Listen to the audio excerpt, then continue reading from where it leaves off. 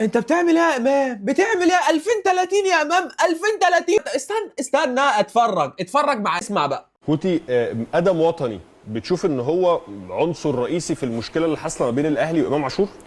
انا مختلف بصراحه مع بلال شويه في رايي. انت بتجدد بجد يا امام؟ طب وانا ايه؟ طب ومحتوايا ايه؟ طب واللي قلته مع كابتن عماد متفق 100% ان الموضوع كله بيبقى في ايد النادي.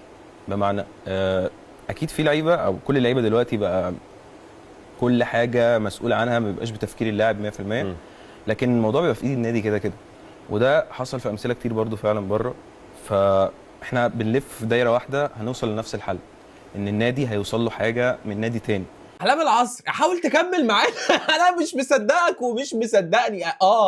ايوه كابتن ابراهيم عبد الجواد بيقول كوتي وبيقول لي رايي، يعني هو بيسال عن رايي وجنبه قاعد كابتن عماد متعب مستني ان انا اقول رايي اصلا. مش قصدي حاجه يا ام، والله جدد وافرح في الاهلي والاهلاويه يفرحوا على راسي، والله انتوا حبايبي واخواتي والله يا جماعه. بس القعده دي يا ام، طب والراي ده انا قعدت احضر قصه بقى واقول وكوتينيو وليفربول وبرشلونه.